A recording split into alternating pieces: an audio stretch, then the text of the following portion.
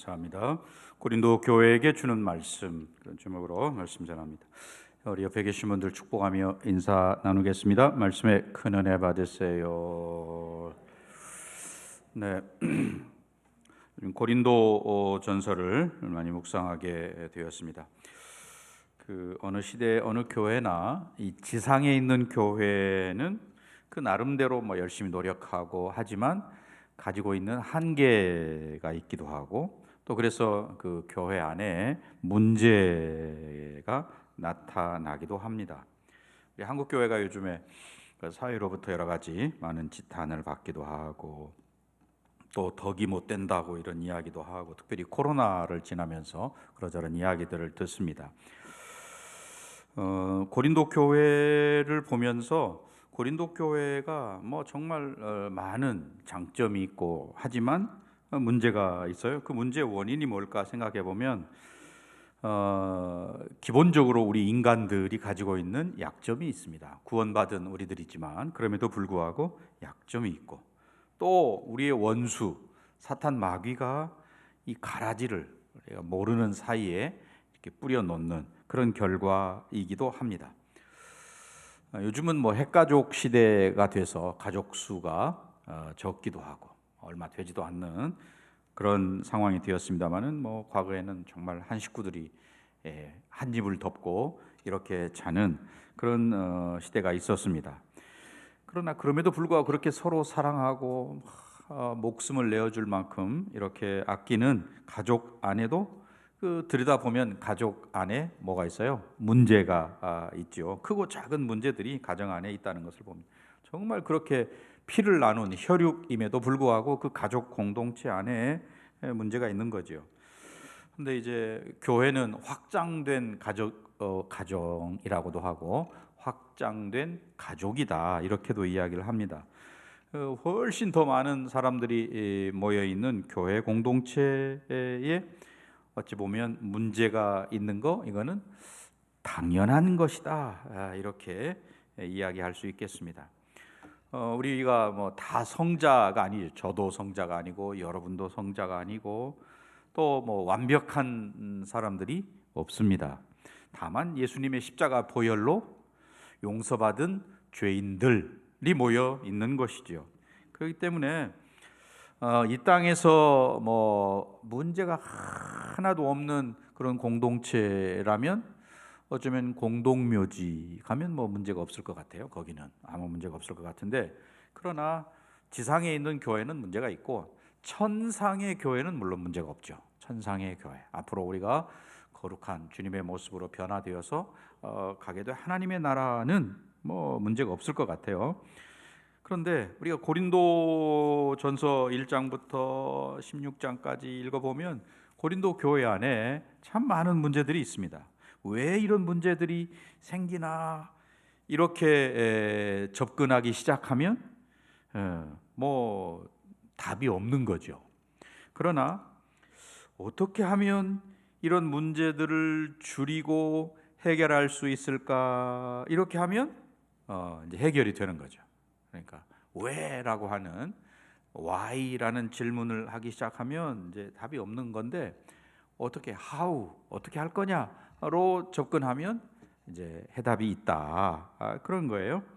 지금 한 교회 역사가 한 2000년이 넘지요. 이 땅에 교회가 존재한 지 2000년이 넘는데 그 기간 동안에 많은 문제들이 교회 안에 존재해 왔습니다. 또 앞으로도 마찬가지예요. 주님 오시기 전까지는 이 땅에는 모든 교회들이 문제가 있는데, 그것은 저와 여러분이 좀 미성숙했기 때문인 것도 하고, 또 여러 사탄이 우리를 가만 놔두지 않고 막 흔들고 이러기 때문이죠. 그래서 그런 문제들로 인해서 어떤 교회들은 쇠퇴하고 분열하고 이렇게 되기도 하지만, 또 어떤 교회들은 그것을 극복하고 새로운 부흥의 계기로 삼는, 초대교회가 그랬죠. 그 헬라파 과부들이 구제해서 소외되는 문제 때문에 분열이 있을 뻔했는데, 그걸 집사들을 세워서 사역을 나누고 역할을 나누고 이렇게 해서 오히려 초대교회가 부흥하는 그런 계기가 되었습니다. 이 고린도 교회는 사도 바울이 세운 교회고, 사도 바울이 목회했던 18개월이나 목회했던 그런 교회였었습니다. 그런데 고린도 전서를 읽어보면 어떻습니까? 많은 문제들이 이 고린도 교회 안에 있었습니다. 그들의 나약함, 부족함이 있었고, 또 심지어는 음란과 부도덕이 있고, 그래서 원래 이 고린도라는 말 자체가 뿔이라는 그런 뜻을 가지고 있는데, 그 펠레폰네소스 반도의 그 아가야 주가 있는데 그 주의 수도가 고린도거든요. 지도를 한번 보시면, 네, 저기 장화처럼 생긴 이탈리아고 그 옆이 이제 그리스, 그 끝에 밑에 반도 빨간 글씨로 써 있는 게 저기 고린도 도시인데요.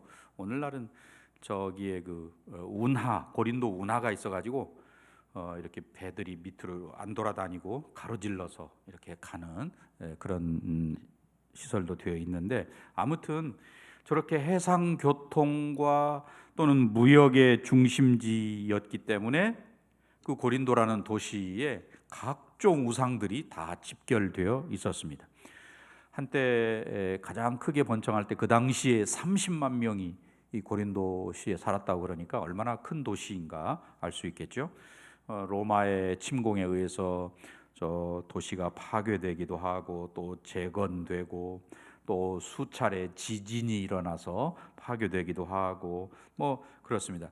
그 당시에 거기에 한 2만 명이 동시에 들어가는 야외 극장이 있었다고 그러니까 얼마나 큰 도시였는지 알 수 있겠고요. 거기서 뭐 운동 경기도 일어나고 또 아프로디테 여신을 모시는 신전이 있는데 그 신전에서 일하는 사제, 여자 사제들이 한 1,000명이 있었다고 그러니까 그 제사 드리고 나면 여사제들은 또 창녀가 되기도 하고 그러니까 온갖 그 음행 이런 게 그 안에 가득했던, 그래서 헬라 말로 고린도처럼 행동한다 아니면 고린도 사람처럼 행동한다라는 그런 코린티아조마이라는 이 헬라 말은 결국 매춘 행위를 한다 아니면 난봉꾼 그런 말로 쓰여지는 거예요. 마치 그 소돔이라는 도시 이름이 소문자로 소돔하고 영어에 Y를 붙이면 소도미가 되는데 영어 사전에 보면 소도미라는 일반 명사가 되면 이게 남색하는 자 이렇게 뜻이 바뀌거든요. 마치 그런 것처럼 고린도 사람처럼 행동한다 그러면 성적으로 타락한 이런 거를 의미할 만큼 고린도라는 도시 자체가 그러하다. 그래서 바울이 로마서를 이 고린도에서 썼거든요. 로마서 서신을 고린도에 머물면서 썼는데 그 고린도의 그 음란한 상황을 보면서 로마서를 쓸 때에, 그래서 로마서에 보면 성도의 성화, 거룩함에 대해서 많이 언급하고 있는 것을 보게 됩니다. 지금 이 바울이 AD 50년 2차 전도 여행 때 고린도에 가가지고 처음에 빌립보에서 시작해서 데살로니가로 갔다가 베레아 그리고 아테네를 거쳐서 이제 고린도에 도착해서 거기서 아굴라 브리스길라 부부와 함께 복음을 전하게 되죠. 만나서. 그리고 전하다가 안 되니까 디도 유스도라는 사람 집으로 옮겨서 거기서 복음을 전하고, 또 유대인들이 쫓아와 가지고 바울 일행을 저 총독 갈리오에게 고소하고 그런 어려움을 겪었습니다. 그러다 보니까 바울이 복음을 전할 때 형편이 어떠했느냐, 고린도전서 2장 3절에 보면 그런 말이 있어요. 내가 너희 가운데 거할 때, 즉 고린도에서 복음을 전할 때에 나는 약하고 또 두려워하고 그 다음에 심히 떨었다. 그런 상황 속에서 내가 복음을 전했다. 그런 말이거든요. 고린도에 있다가 뭐 지금은 바울이 그때 또 편지를 한번 보냈었는데 그 서신은 이제 없어져 버려서 그 고린도 교회의 여러 가지 상황을 듣고 보낸 편지가 바로 고린도 전서가 되는데, 이 고린도의 많은 문제들, 고린도에 많은 문제들이 있는데 뭐 그걸 다 자세하게 설명할 수는 없겠지만 우선 가장 먼저 대두됐던 게 1장 10절부터 나오는 그 내부의 분열의 문제. 나는 바울파다, 나는 아볼로파, 나는 뭐 게바파, 베드로파, 또 나는 그리스도파. 이게 크게 이제 넷으로 나뉘었고, 뭐 물론 그 또 더 있을지도 모르죠.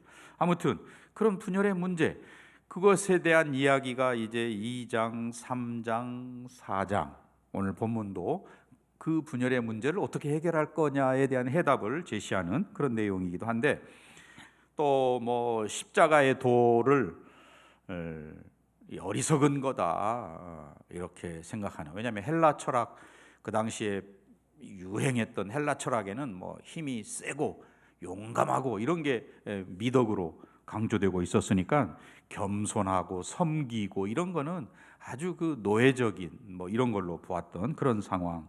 또 성령님의 계시, 은사 이런 것들에 대해서 여러 가지 혼란이 있고 무지하고, 또 하나님의 관점, 하나님의 생각에는 관심도 없는 그런 문제. 또 5장에 가면 가족 간의 근친 상간의 문제도 나오게 되고, 또 6장에 가면 세상 법정, 교회 안에서 생긴 문제를 가지고 세상 법정으로 나가고, 또 6장 9절 이하에 보면 막 도덕적인 윤리적인 문제, 우상 숭배, 간음, 남색하는 일, 탐색, 도적, 술 취함, 또 뭐 토색하는 일, 이런 여러 가지 문제들이 고린도 교회 안에 있었습니다.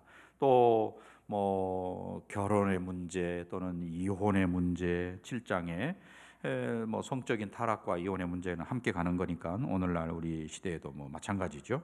또 8장에 가면 우상 제물에 관한 거, 이거 먹어야 되느냐 말아야 되느냐 하면 모든 고기들이 먼저는 각 우상에게 제사 드리고 난 다음에야 비로소 시장에 먹는 고기로 팔리고 있기 때문에 과연 이것을 우상에게 드려진 이 제물 고기를 먹어야 되느냐 말아야 되느냐, 이런 것 때문에 문제가 되기도 하고, 또 성찬식 할 때 어떤 사람이 너무 많이 먹어서 문제가 되는 것도 있고, 또 여성도들이 예배할 때 이 두건을 머리에 써야 되느냐 안 써야 되느냐, 요즘도 성당이나 이런 데는 두건을 쓰죠. 뭐 그런 문제, 또는 은사와 직분에 대한 이런 뭐 갈등, 또 15장에서는 부활교리에 대해서 오해가 있고, 16장에 가면 헌금에 관한 뭐 그런 문제들, 하여튼 많은 문제들이 있어서 바울은 이런 문제들에 대해서 이제 해결책을 제시하고 있는데,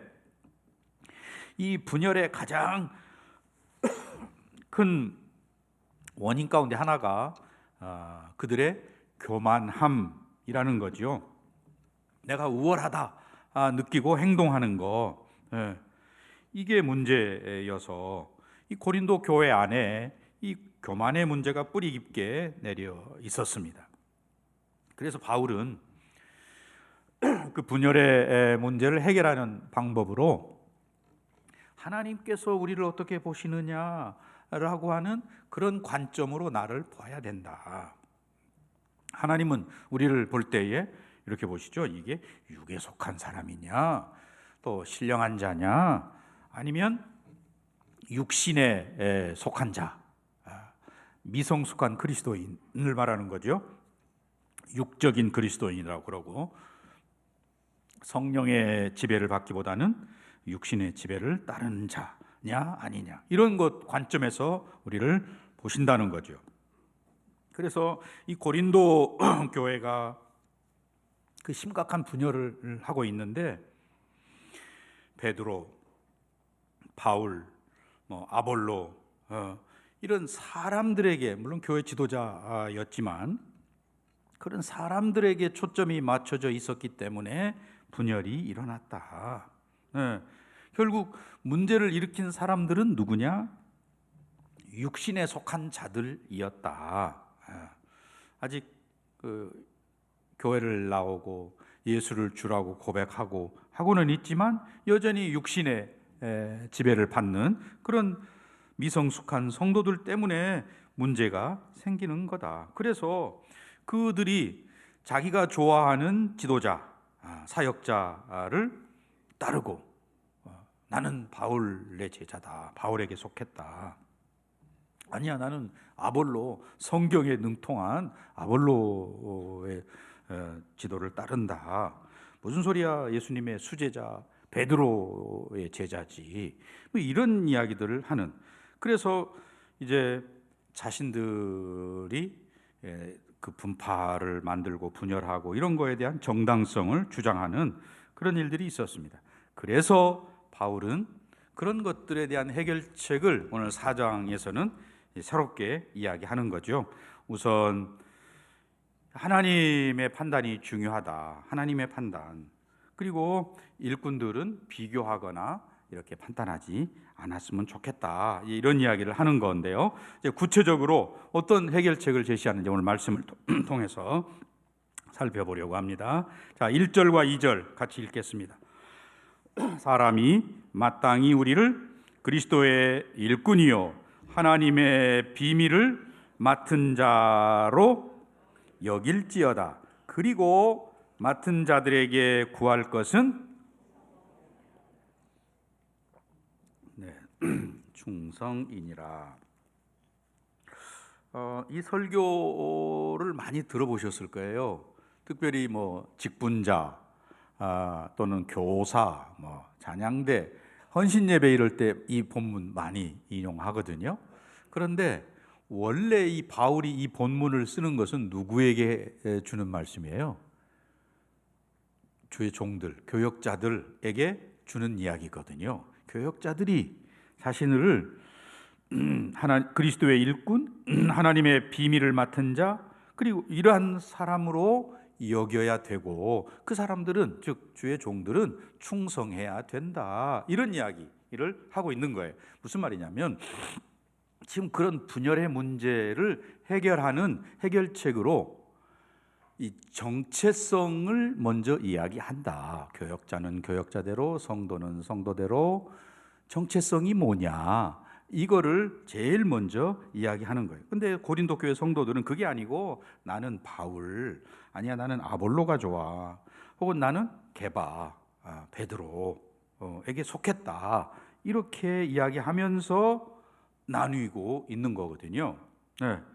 그래서 바울은 그거 아니야, 그거 잘못됐다. 오히려 우리는 여기 그리스도의 일꾼이요, 휘페레테스라는 이 일꾼이라는 말은 원래 저 배의 맨 밑에서 노를 젓는 사람들을 휘페레테스라고 그러거든요. 배 밑에서 노 젓는, 영화 뭐 배너나 이런 거 보시면 박자에 맞추어서 막 열심히 노 젓는 그런 걸 보신 적 있을 거예요. 그 노 젓는 사람들은 사실 이 배가 지금 어디로 가는지 또 뭐 하는지 잘 몰라요. 그냥 박자에 맞춰서 열심히 노를 젓는 일만 열심히 하거든요. 바로 그러한 그리스도의 일꾼으로 여겨야 된다. 주님의 명령을 수행하는 일꾼이다.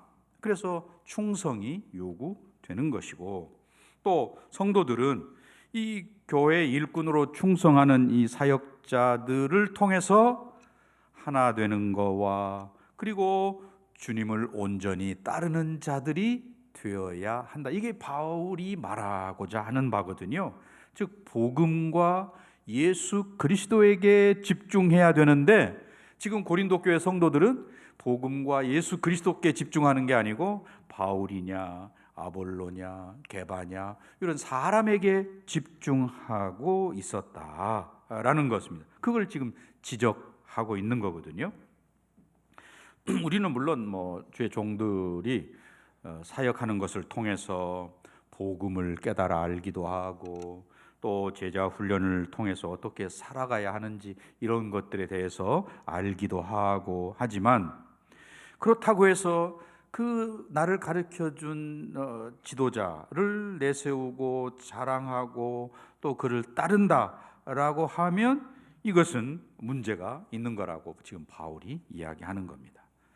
물론 복음을 잘 전하고 복음을 잘 받아들였으면 그렇게 되어서는 안 되는 거죠. 주님의 몸을 세우는 일이고 주의 몸된 교회를 아름답게 만들어 가는 일에, 그래서 주님에게 초점이 맞춰지고 주님을 높이고 이렇게 해야 되는데, 그래서 우리가 사실은 예배 때 이렇게 솔로가 와서 찬양을 하고 그러면 막 박수하고 이런 거를 우리가 지향하는 거 하지 않는 이유는 바로 그런 거죠. 그 찬양도 결국은 하나님께 올려드리는 거기 때문에 그 사람이 정말 은혜롭게 찬양을 잘했지만 그거는 하나님 앞에 드린 거기 때문에 그 사람 뭐 잘했다고 박수치고 이런 걸 우리는 안 한다 이거죠. 이게 이제 기본 정신인데, 사람에게 집중하는 게 아니고 주님께 집중하고 주님을 높인다라는 것입니다. 그래서 바울은 지금 아볼로, 게바 다 복음의 일꾼이고 사명을 감당하는 자들이기 때문에 그 사람에게 초점을 맞추는 거 이거 잘못되었다. 지금 그것을 맨 먼저 이야기하면서 정체성이 뭐냐? 사도는 사도로, 성도는 성도로, 누군가에게 속했다, 속한 것으로 안심하려고 하지 말고 복음에 집중하고 주님께 속한 것으로 만족해라. 이걸 지금 이야기하는 거거든요. 고린도 교회의 그런 문제, 분열 이런 것들에 대한 해결책을 제일 먼저 바울이 그렇게 이야기하는 겁니다.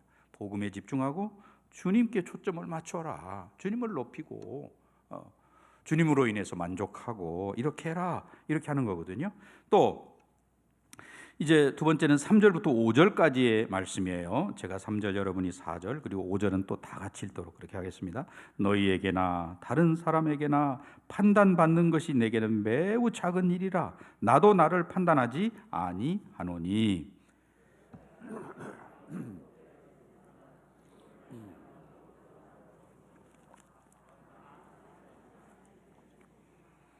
같이 읽습니다. 그러므로 때가 이르기 전 곧 주께서 오시기까지 아무것도 판단하지 말라. 그가 어둠에 감추인 것들을 드러내고 마음의 뜻을 나타내시리니 그때에 각 사람에게 하나님으로부터 칭찬이 있으리라. 네, 바울은 자기가 주님의 일꾼이기 때문에 사람들에게 판단받는 거 그거는 여기 뭐라고 표현하고 있냐면 아주 작은, 매우 작은 일이라 3절에 그렇게 되어 있죠. 매우 작은 일. 영어 성경은 아주 재밌게 very small thing, 아주 작은 거라고 강조해서 이야기를 하고 있어요. 그러니까 내가 사람들에게 판단받는 거 그거는 뭐 아주 작은 거다, 이렇게 이야기하고, 또 주님의 판단만이 의미가 있는 거지 사람이 뭐라고 하느냐 이건 그렇게 중요한 게 아니다. 오직 주님의 은혜를 생각하고 그분을 위해서 충성되이 살아가면 주님께서 나중에 심판하실 때에 칭찬하실 거다. 우리가 오직 주님의 판단, 주님께서 보실 때 어떠할까, 주님이시라면 뭐라고 할까, 이런 거를 생각해야 된다는 거예요. 사람들이 판단하는 그 판단으로 내가 판단받는 게 아니고 주님께서 하시는 그 최종 판단, 그걸로 내가 심판을 받는다. 바울은 그렇게 말합니다. 그러니까 사람들에게 뭐 인정받는 거 그것이 곧 주님의 판단인 것처럼 착각하고 지금 고린도 교회 성도들은 그것 때문에 교만하고 이렇게 됐는데 그렇게 하면 안 된다. 주님의 최종적인 판단에 의해서만 나중에 결정되고 심판받는다. 우리는 예수님의 십자가를 믿어서 의롭게 된 그런 사람들이죠. 저와 여러분 다 그렇게 됐습니다. 그래서 생명을 얻고 또 정말 소망을 가지고 살아가는 그런 성도들이 됐는데, 우리는 정말 사람의 눈을 의식하고 두려워하느냐 아니면 하나님의 시선을 두려워하느냐, 지금 바울이 그걸 고린도 교회 성도들에게 묻는 거예요. 지금 분열이 있는데, 문제가 있는데 너희들이 자꾸 사람 눈을 의식하고 하기 때문에 하나님 바라보고 하나님 앞에서 결정하고 판단하고 해야지 왜 그러느냐, 이렇게 이야기하는 것이죠. 그래서 주님의 칭찬을 기대하고 산다는 것은 정말 마지막 때에 주님께서 뭐라고 평가하실까를 의식하면서 살아가는 것이어야 한다라고 말하죠. 오늘 저와 여러분도 마찬가지입니다. 하나님 앞에서 하나님이 나를 뭐라고 평가하실까, 그게 중요한 거지 사람들이 지금 나를 뭐라고 말하느냐 이거는 별 문제가 안 된다. 그렇게 지금 3절부터 5절까지 바울이 고린도 교회 성도들에게 이야기하는 겁니다. 저와 여러분도 잘 귀담아 들으시길 바라고요. 또 여기 6절부터 8절까지 또 뭐라고 이야기하냐면 제가 6절, 여러분이 7절, 그리고 8절은 다 같이 읽습니다. 형제들아, 내가 너희를 위하여 이 일에 나와 아볼로를 들어서 본을 보였으니 이는 너희로 하여금 기록된 말씀 밖으로 넘어가지 말라 한 것을 우리에게서 배워 서로 대적하여 교만한 마음을 가지지 말게 하려 함이라.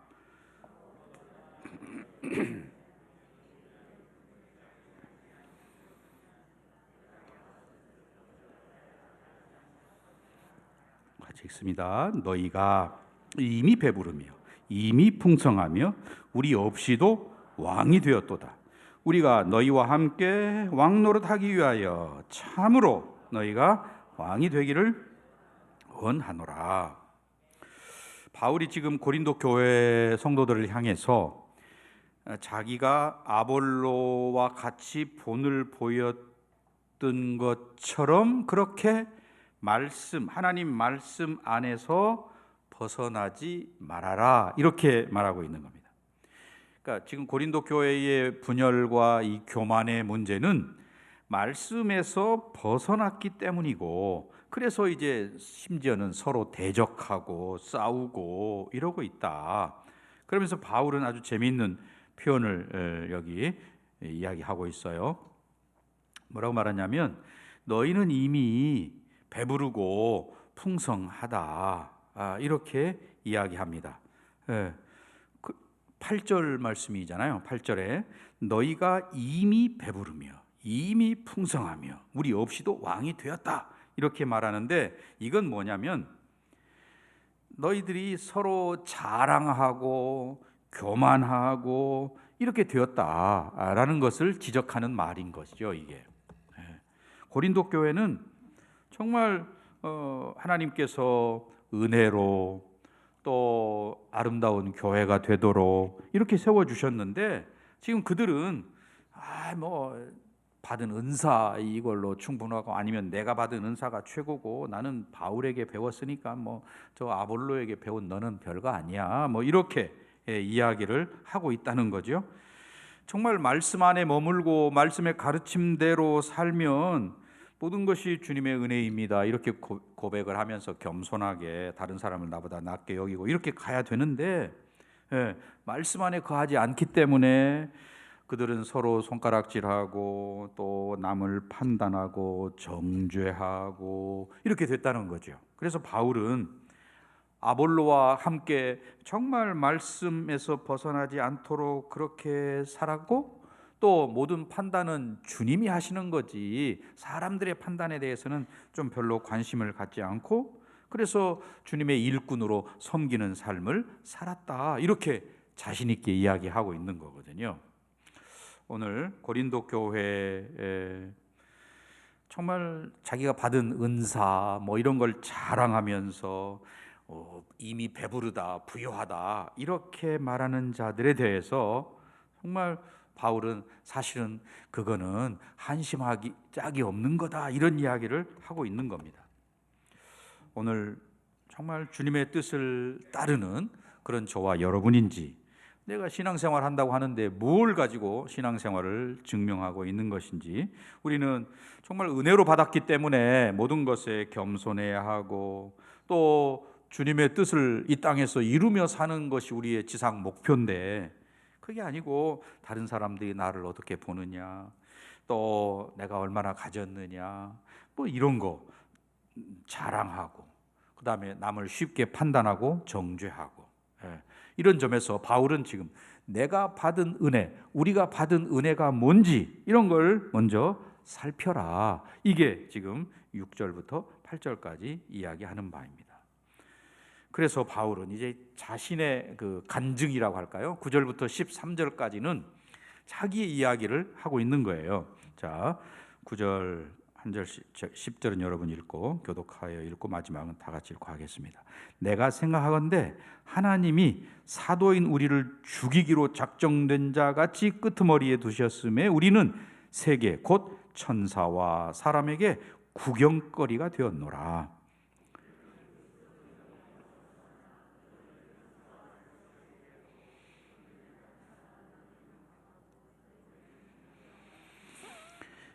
바로 이 시각까지 우리가 줄이고 목마르며 헐벗고 메맞으며 정처가 없고,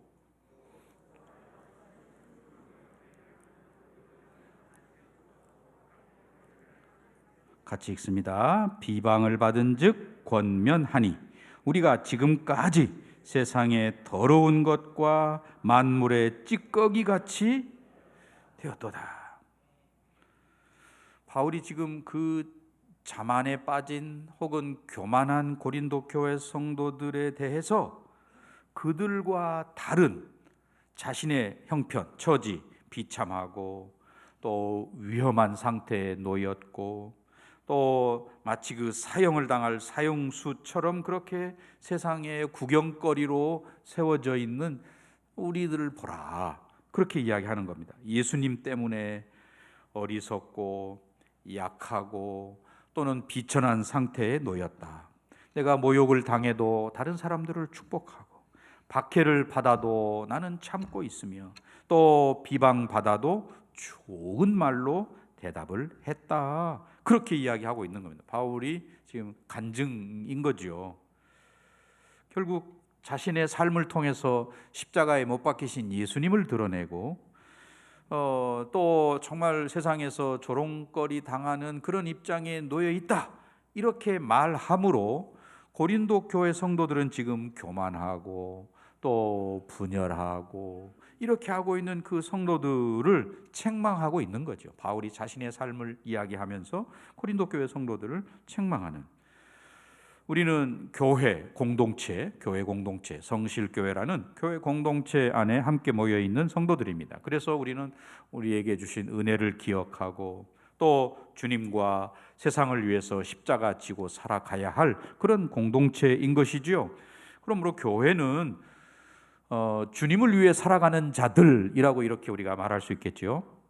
나를 위해서 십자가에 죽으셨고 또 예수님 의와 생명을 내게 나누어 주셨고 하나님 나라에 속한 모든 충만한 복을 우리에게 이미 다 나누어 주셨습니다. 그러니 우리가 정말 감사하고 또 하나 되어서 힘써 복음을 전하고 이렇게 되어야 되는데 그러하지 못하다라는 것입니다. 예수님으로 말미암아서 내게 생명, 영생이 주어졌는데, 그렇다면 예수님의 그런 희생과 섬김과 또 긍휼하심과 이런 거를 받은 자답게 살아가야 되는데, 즉 그분을 위해서 우리가 살아야 되는데 그러지 못하, 나를 위해서 살고 있기 때문에 이런 문제가 생기는 것이고 또 분열과 아픔이 생기게 되었다라고 말합니다. 자, 이제 결론의 말씀을 읽고자 합니다. 바울이 고린도 전서 전체를 통해서 고린도 교회에 주는 그 분열의 원인이 뭐냐? 맨 먼저 지적하는 것은 사랑의 결핍이다, 이렇게 말하죠. 특별히 그래서 고린도전서 13장 4절부터 7절까지 사랑을 정의할 때, 사랑은 어떻게 시작합니까? 오래 참고 이렇게 시작하잖아요. 모든 것을 참고 모든 것을 견디느니라로 정의를 끝내고 있어요. 그러니까 지금 고린도 교회가 분열하고 아프고 이런 모든 것들의 가장 근본적인 원인은 사랑의 결핍이었다라고 말합니다. 오늘날도 마찬가지죠. 또 그렇게 나뉘고 하는 것은 예수 그리스도를 제대로 알지 못하는 거다. 교회의 머리 되신 주님, 날 위해 십자가 지신 그 주님을 제대로 알지 못하기 때문에 자기를 드러내고 나를 알아주지 않으면 못 견디고 이렇게 하는 게 다 어디 있느냐? 예수 그리스도를 제대로 알지 못하기 때문이다, 이렇게 지적하고 있거든요. 자, 그런 점에서 바울이 지금 문제 해결을 어떻게 제시하고 있느냐? 제일 먼저 아까 말씀드렸던 정체성을 분명히 해라. 바울은 그래서 1절과 2절을 통해서 사도인 나의 정체성을 이야기하고 9절 이하에서는 자기가 받는 그런 여러 가지 어려움들을 이야기하고 있잖아요. 그런 점에서 우리는 정말 주의 백성으로, 주의 몸된 교회의 일원으로 예수 그리스도를 주로 머리 되신 주님을 우리의 왕으로 섬기고 있는 거룩한 백성들, 교회 공동체의 일원이다. 우리 서로는 예수 그리스도로 연결되어 있는 사람들이다 라고 이렇게 하면서 바울은 사람들의 시선 너무 의식하지 말아라. 하나님의 판단을 중요하게 생각하고 또 사람들 자꾸 비교하고 판단하고 이런 거 하지 말고 오히려 영적인 관점에서 보아라. 이 조직 교회로서 고린도 교회 법을 따지고 또 논리를 이야기하고 또 글자 한자 한자를 따지고 이렇게 해서는 이게 해결되지 않는다. 영적인 접근, 기도와 영혼을 사랑함과 또 교회를 사랑하는 이런 관점으로 접근할 때 해결이 된다. 바울이 지금 그것을 이야기하고 있는 거죠. 오늘 우리 모두가 마찬가지죠.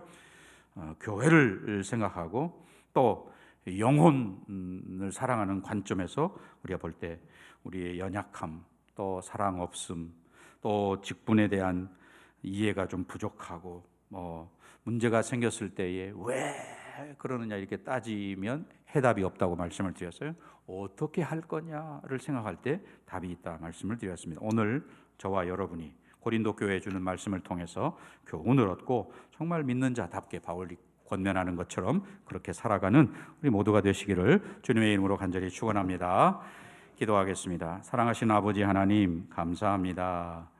11월 여기까지 이르게 하시고 지난 11개월을 지켜주시고 보호하신 하나님 감사합니다. 오늘 바울이 고린도 교회 분열과 아픔이 있는 고린도 교회에 주는 말씀을 통해서 우리가 어떻게 신앙생활을 해야 하는지를 깨닫게 하시니 주님 감사합니다. 분명히 주님께서 원하시는 바를 잘 깨달아 알고 바울의 권면을 귀담아 듣고 실천하는 우리 모두가 되어 주의 몸된 교회를 아름답고 평안하고 든든히 세워가는 귀한 역사 있도록 은혜를 주옵소서. 예수님의 이름으로 기도하옵나이다. 아멘.